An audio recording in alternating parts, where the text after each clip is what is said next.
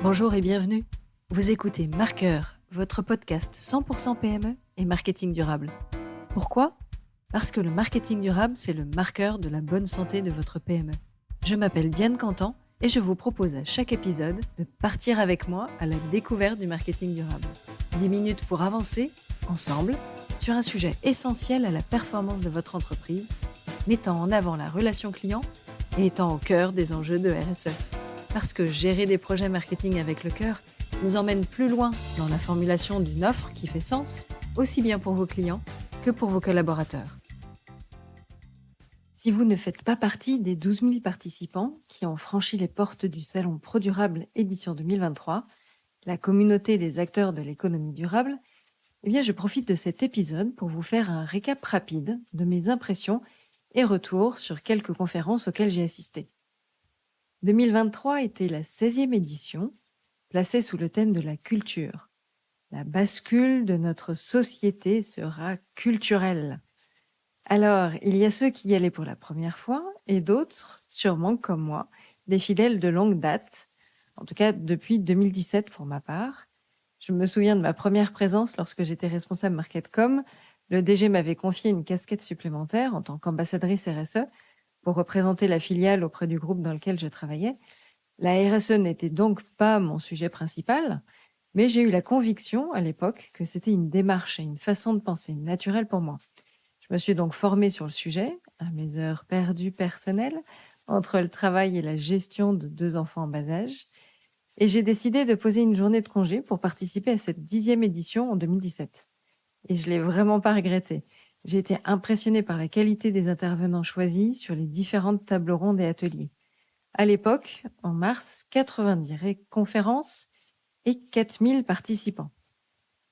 Quelques chiffres clés, en 7 ans, les 90 conférences sont passées au nombre de 240, toujours réparties sur 2 jours. Les participants ont triplé. Le salon à Porte-Maillot s'est étendu cette année sur un étage supplémentaire avec 6000 m² d'exposition et 250 partenaires. Initialement en mars ou en avril, le salon se déroule désormais en septembre, cause édition mars 2020, confinement et Covid. Alors, petit tour d'horizon avec une sélection de 8 conférences parmi celles que j'ai suivies. Forcément, sur les 240, impossible d'assister à toutes. Le choix pour ma part s'est porté sur les grands thèmes de la gouvernance et stratégie, le marketing et la communication, bien sûr, mais aussi la formation, les RH, le climat et la technologie numérique éthique. Forcément, retour sur la plénière de lancement, la bascule de notre société sera culturelle ou ne sera pas. Si vous n'avez pas pu y assister, une grande majorité des plénières et ateliers sont mis en ligne sur la chaîne YouTube de ProDurable. Alors, allez les écouter.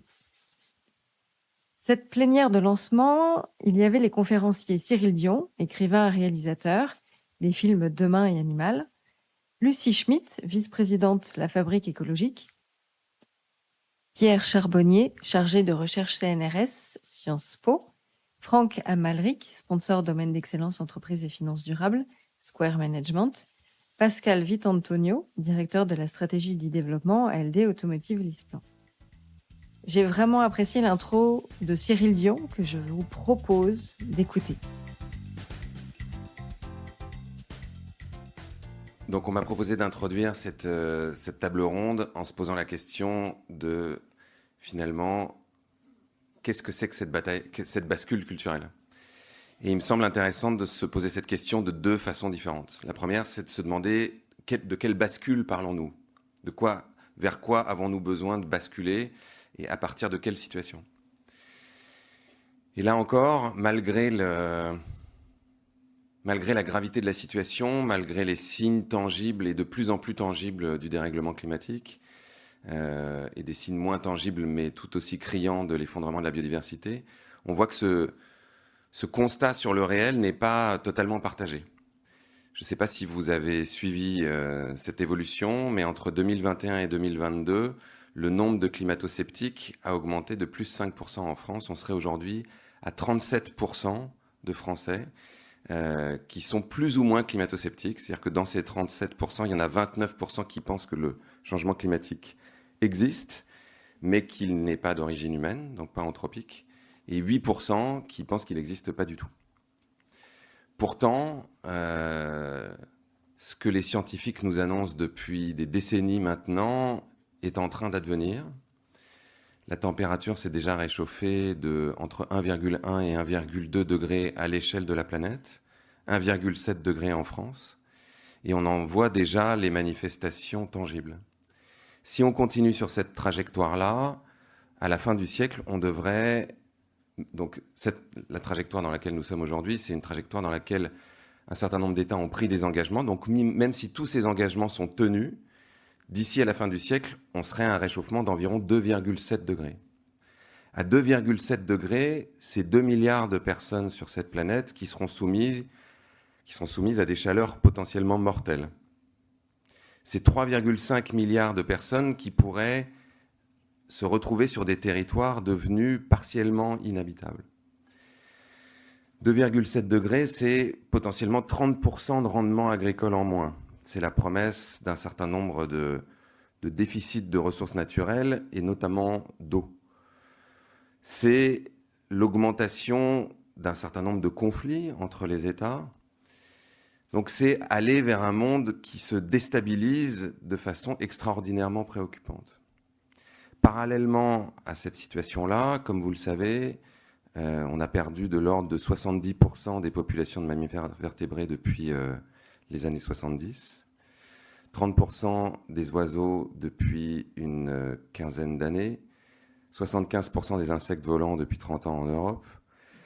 Donc on est dans une situation où les scientifiques craignent que nous parvenions d'ici quelques décennies, peut-être à la fin du siècle, peut-être au siècle prochain, à ce qu'ils appellent la 6e extinction de masse. Une extinction de masse, c'est quand il y a 75% du vivant qui disparaît brutalement sur la planète.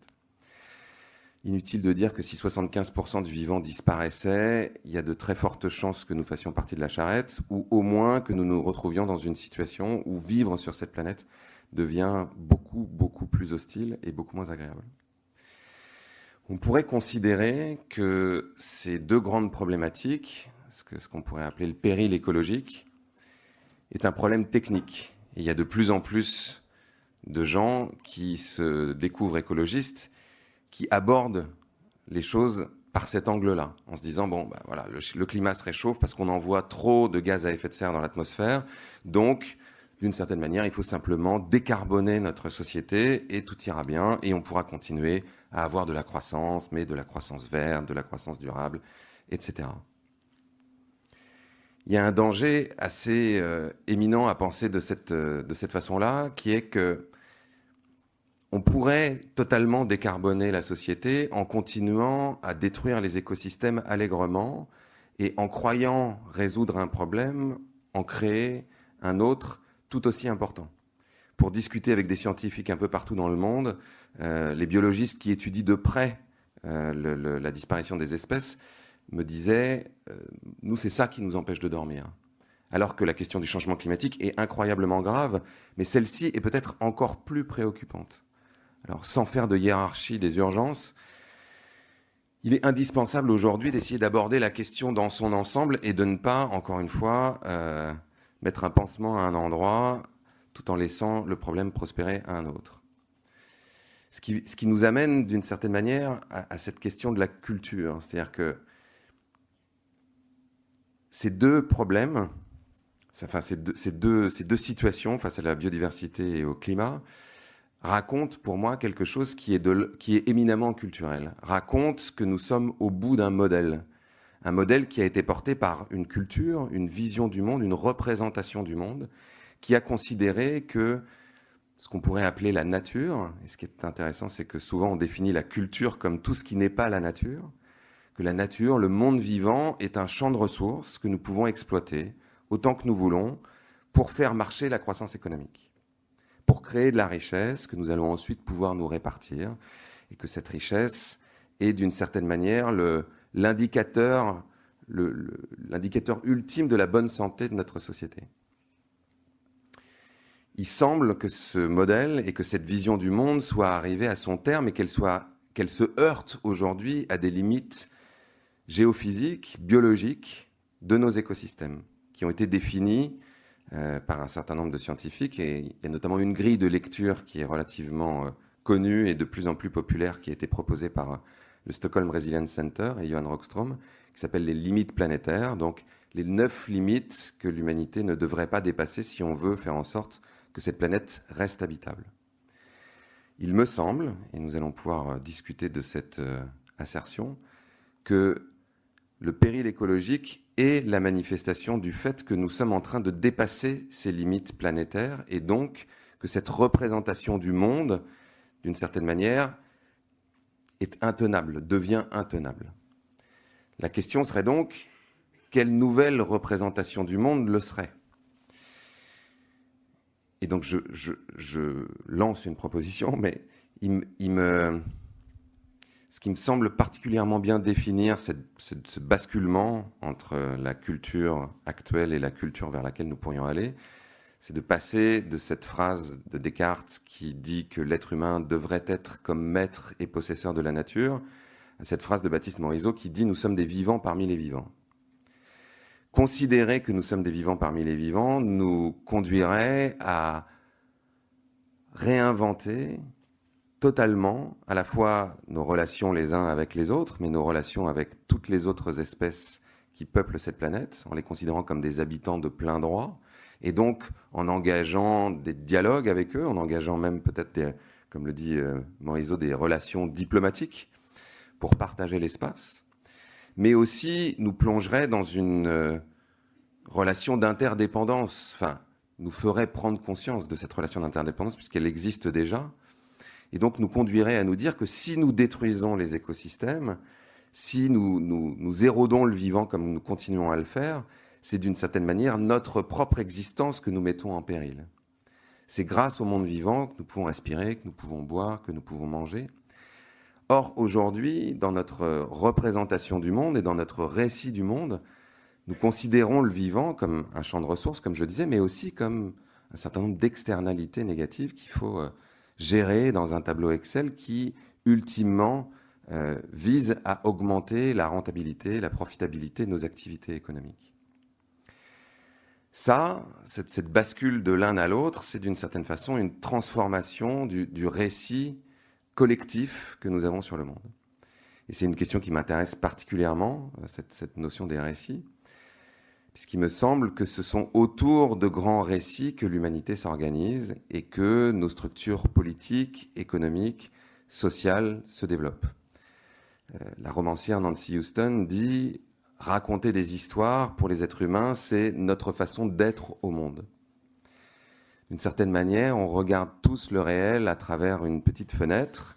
C'est un peu le mythe de la caverne de Platon, c'est-à-dire qu'on absorbe et on perçoit des éléments disparates et partiels du réel. Et nous passons notre existence à essayer de les agréger en leur donnant du sens, en y intégrant des trajectoires de sens. Et ça, c'est le propre d'un récit, c'est le propre d'une fiction. La question, c'est quelle capacité nous avons aujourd'hui à faire naître ces récits, à la fois de façon intellectuelle, à la fois dans des œuvres artistiques, mais aussi dans nos pratiques. Puisqu'aujourd'hui, d'une certaine manière, des personnes qui réinventent des façons de faire de l'agriculture, qui réinventent des façons de faire fonctionner les entreprises, des personnes qui créent des nouvelles monnaies sur des territoires, des personnes qui vont proposer des nouveaux modèles économiques, par exemple, créer un revenu universel, des personnes qui vont proposer d'autres modalités démocratiques, comme ce qu'on a essayé, par exemple, avec la Convention citoyenne pour le climat, avec des assemblées citoyennes tirées au sort, sont des personnes qui font émerger des récits différents et qui tentent de les mettre en pratique sous forme de prototypes. Pour le moment, ces petits récits se heurtent au récit dominant qui est encore relativement puissant et qui a la capacité d'entraîner dans une forme d'aiguillage presque l'ensemble de l'humanité, puisqu'aujourd'hui des milliards de personnes aspirent à participer à cette histoire.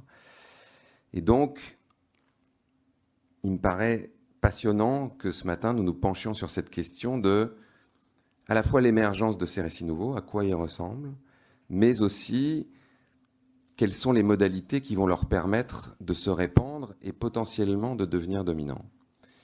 Et parmi ces modalités, la question des rapports de force. Voilà. Je pose ça sur la table de façon un peu décousue parce qu'il était tôt et j'espère que ça va nous permettre d'avoir une discussion passionnante avec vous. Merci de m'avoir écouté.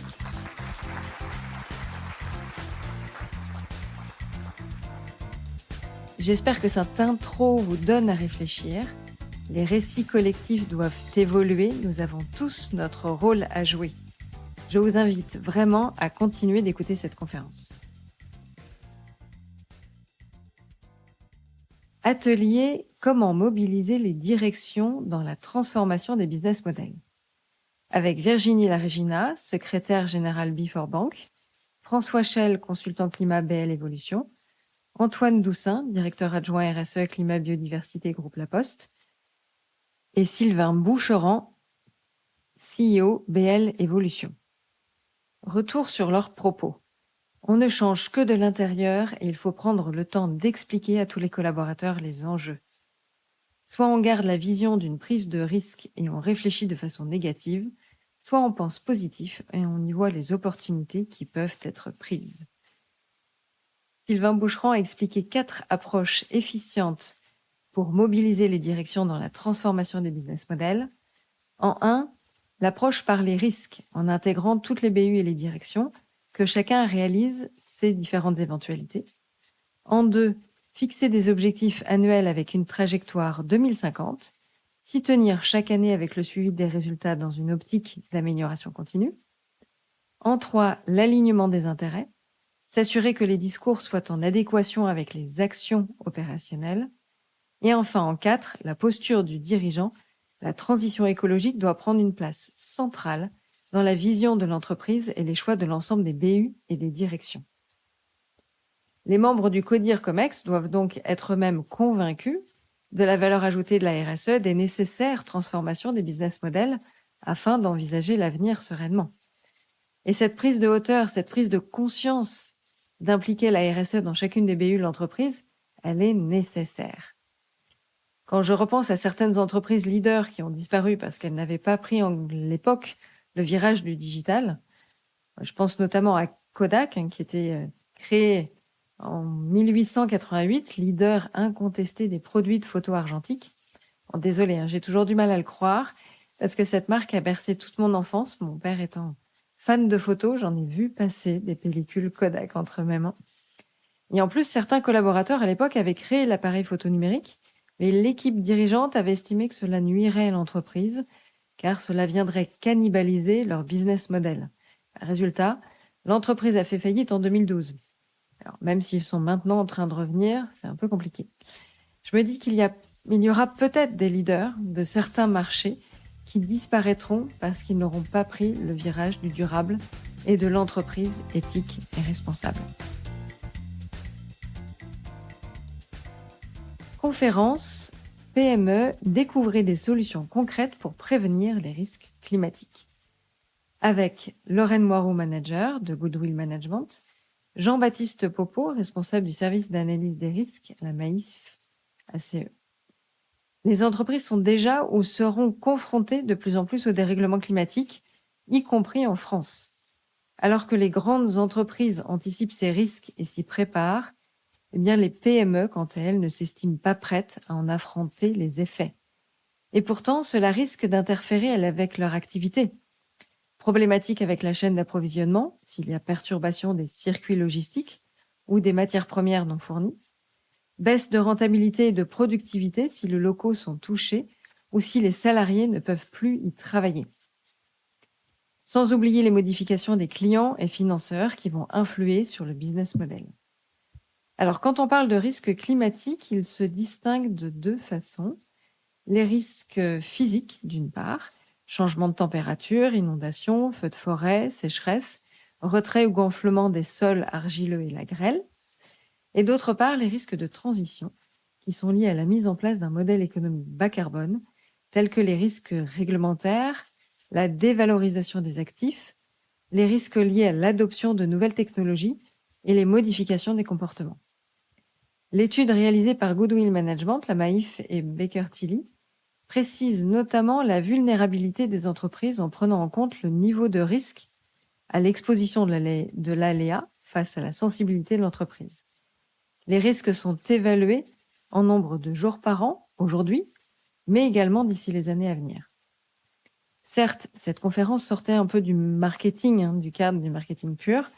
Pour autant, si l'usine dans laquelle nous fabriquons nos produits, qu'ils soient situés en France ou à l'étranger, est confrontée à ces risques climatiques, eh bien, c'est tout le cycle de vie du produit qui en sera pénalisé. Il faut donc bien penser vision stratégique globale. Anticiper ces risques permet de s'y préparer et d'adapter des décisions en conséquence. Vous pouvez télécharger les résultats de cette étude sur le site de Goodwill Management, qui est disponible en lien dans le descriptif de l'épisode. Conférence en quête d'inspiration pour vos sensibilisations RSE avec Marion Ferlin, dirigeante et facilitatrice de chez Acteurs et compagnie. Alors, une des actions premières d'une entreprise quand elle souhaite se lancer dans la RSE auprès de ses collaborateurs est d'être capable de sensibiliser ses équipes sur ce sujet. Et par quel bout commencer? Comment s'assurer d'impliquer l'ensemble de ses collaborateurs? Eh bien, pendant 45 minutes, Marion a embarqué environ 200 personnes dans la salle avec 2 questions simples. Quelle est votre problématique actuelle autour de la RSE et quelles sont les bonnes pratiques déjà appliquées? Nous avons ensuite échangé quelques minutes avec nos voisins, voisines, puis avec toute la salle, quelques bonnes pratiques ont pu être partagées. Alors, 3 points à prendre en compte comme levier de motivation. Le premier, le collaborateur doit avoir le sentiment de compétence. Est-il ou sera-t-il capable de le faire? Que fait-il déjà et que lui manque-t-il? En 2, l'entreprise a-t-elle créé un sentiment d'appartenance autour de ce sujet RSE? L'histoire du collectif, avançons ensemble. Et enfin, dernier levier de motivation, le sentiment d'autonomie.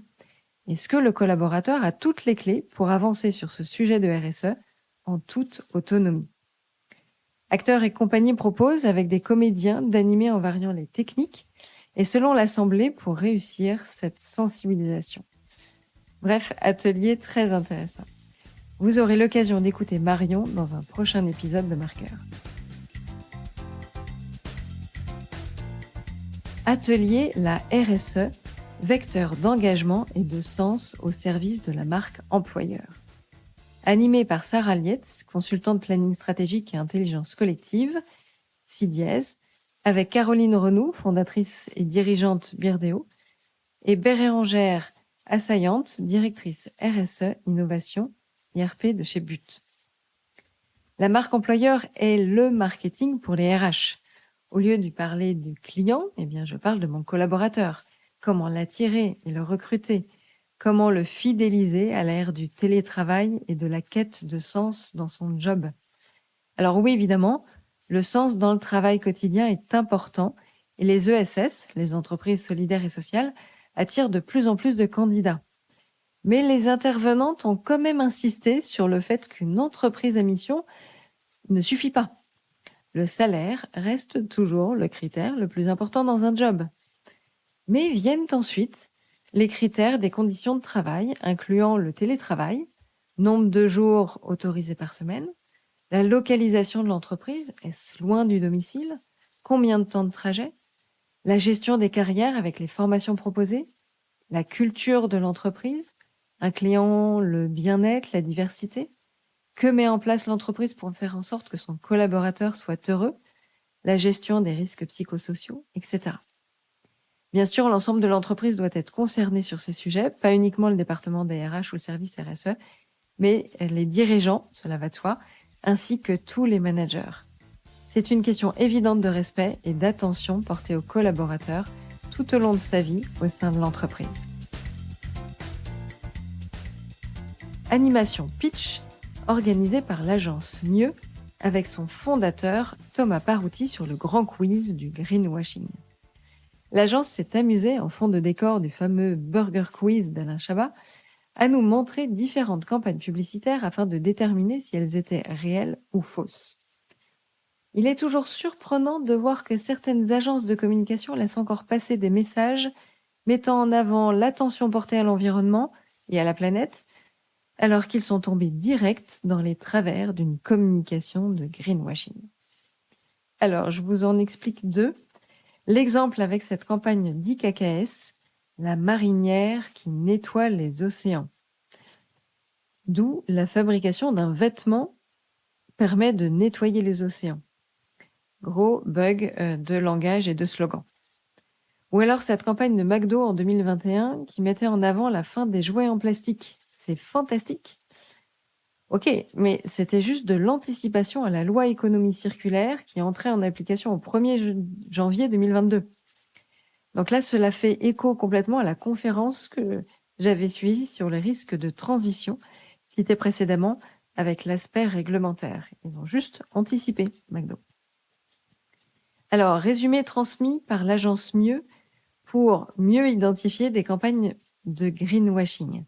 Utilisez les lettres du mot preuve. Il faut être le P de précis. Les mots utilisés sont-ils vagues? Les allégations environnementales utilisées sont-elles suffisamment expliquées? Le R de réaliste. Les illustrations, les photos utilisées ne viennent-elles pas fausser l'impact réel du produit et du service présenté? Le E de exclusif. L'argument avancé n'est-il pas déjà décrit ou inscrit dans le cadre réglementaire? Le U de utile. L'argument avancé est-il suffisamment significatif par rapport à l'activité même de l'entreprise et de son impact sur l'environnement? Le V de vérifiable. Y a-t-il des preuves chiffrées, des labels reconnus? Et enfin, le E de exemplaire. Les comportements véhiculés sont-ils en phase avec les nouveaux récits? Ou tombons-nous dans les stéréotypes classiques de la publicité? J'aurai le plaisir d'interviewer prochainement Thomas Barouti, fondateur de l'agence Mieux. Donc vous pourrez découvrir sa vision des enjeux autour d'une communication plus responsable.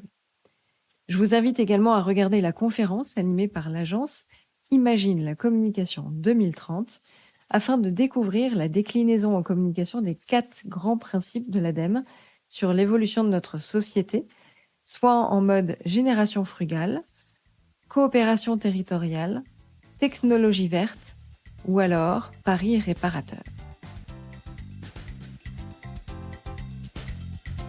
Conférence, la communication, maillon essentiel de la bascule de notre société. Avec Yasmina Auburtin, consultante éditoriale à Impact, Imagine 2050, Gildas Bonnel, président de CIDIES, Mélissa Giraco-Saint-Fort, directrice RSE du groupe TF1, Lucie Goguillot, responsable éditoriale et formation à RSE YouMatter, Caroline Darmon, directrice RSE Publicis France, Mylène Marchat, directrice communication et RSE Immedia Center. Alors oui, la communication peut se mettre au service de la transformation et de la transition. Parler des nouveaux imaginaires ne signifie pas forcément prendre ou perdre quelque chose. On doit parler de nouvelles promesses, des propositions de valeur, en utilisant le triptyque de l'information, de la communication et aussi des programmes. Il ne faut pas oublier les tensions sociales fortes et s'adapter à la capacité qu'ont les différents publics à entendre et à comprendre ces nouveaux discours.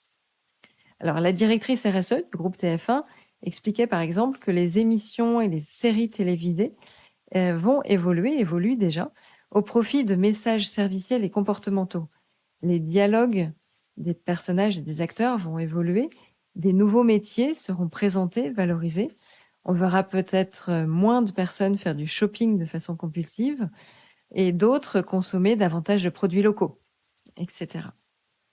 La directrice RSE de Publicis, quant à elle, a évoqué 5 axes de travail du contrat climat pour que les acteurs publicitaires et les annonceurs puissent s'engager. Les produits et services mis en avant dans les communications et qui sont à impact moindre pour l'environnement, valoriser des comportements plus responsables, faire en sorte que les productions des publicités soient faites de façon responsable, former les équipes sur la communication responsable et enfin, évidemment, d'aborder tous les sujets classiques des médias. Mais le débat est resté ouvert sur l'avenir même des publicités liées à la régulation pour qu'il y ait une régulation plus juste face à l'ensemble des acteurs de la communication. Et la télévision, là-dessus, subit bien sûr plus de contraintes que tous les autres canaux digitaux, par exemple. Et il ne faut pas oublier aussi que les régies publicitaires ne peuvent faire de refus de vente sur certains marchés. Donc c'est donc aux annonceurs d'avancer dans leur transformation et leur révolution de produits vers des démarches plus responsables. Conférence, là, tout n'est que luxe, éthique et durabilité, avec Sylvie Gillet, directrice de développement et de la biodiversité, Auré, Hélène Valade, directrice développement environnement du groupe LVMH, Bénédicte Épinet, CEO délégué général du comité Colbert, Leonardo Bonanni, fondateur et CEO de SourceMap, et Aude Vergne, directrice RSE de Chloé. Alors l'introduction de Sylvie Gillet parlait du luxe qui peut être perçu comme une débauche indécente de richesse. La directrice développement environnement du groupe LVMH précise que la taille de son groupe, près de 200 000 collaborateurs, leur donne évidemment des droits et des devoirs.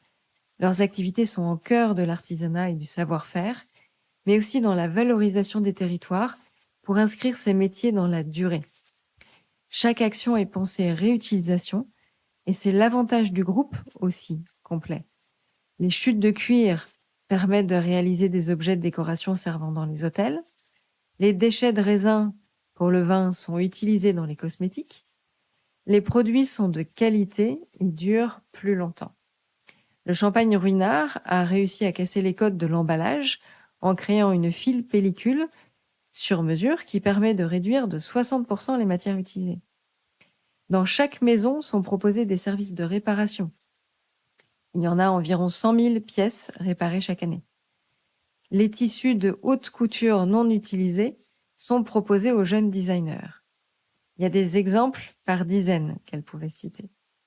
Même l'agriculture et l'élevage sont repensés pour avoir un impact positif. L'analyse du cycle de vie du produit est faite en permanence. Il y a sans cesse une connexion dans la chaîne de valeur avec l'ensemble des différents fournisseurs. Les étiquettes des vêtements pourraient par exemple permettre une traçabilité forte des matières utilisées jusqu'au lieu de fabrication et de tissage, ou même du champ dans lequel le tissage a été réalisé et produit. Le produit de luxe est vécu comme un investissement sur le long terme pour près de 90% des consommateurs américains et chinois. Il s'attend donc à ce que son produit soit durable. Donc le luxe est censé faire du responsable déjà depuis longtemps. La conclusion de Sylvie, climat et biodiversité, même combat pour le luxe. Et elle a terminé sur les vers de Baudelaire, du poème L'invitation au voyage. Là, tout n'est ordre et beauté, luxe, calme et volupté. Alors j'ai fait le tour sur 8 conférences auxquelles j'ai participé. Et le Salon Pro Durable, au-delà des intervenants passionnants qu'on écoute et des exposants qu'on découvre, eh bien c'est aussi l'occasion de croiser, de façon fortuite ou non, mes amis et relations convaincus sur le thème de la RSE, comme Valérie Ouzou, Olivier Tranvan, Pasquine Albertini, Laurent Guéring, Mathilde Meyer, Nathalie Dubiez. Et je sais que j'aurais pu en croiser bien d'autres. En conclusion, oui, la bascule RSE sera peut-être culturelle. En tout cas, dans nos nouveaux récits, c'est à chacun, et même au plus petit niveau, comme le mien avec ce podcast, de sensibiliser, de parler de changement de business model, et pas seulement pour bien faire le tri des déchets dans l'entreprise, mais réellement pour agir au cœur du business, au cœur des produits et des contributions de l'entreprise.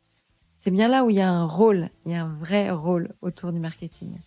Et c'est seulement à ce moment-là, en repensant son offre et en challengeant ses process dans l'organisation, qu'on pourra offrir aux générations futures une vie permettant d'apprécier la planète et la biodiversité qui nous entoure. Merci de m'avoir écouté sur ce podcast marqueur. Si vous avez des souhaits de sujets à aborder, n'hésitez pas à l'indiquer en commentaire ou en message sur LinkedIn. À bientôt pour un prochain épisode.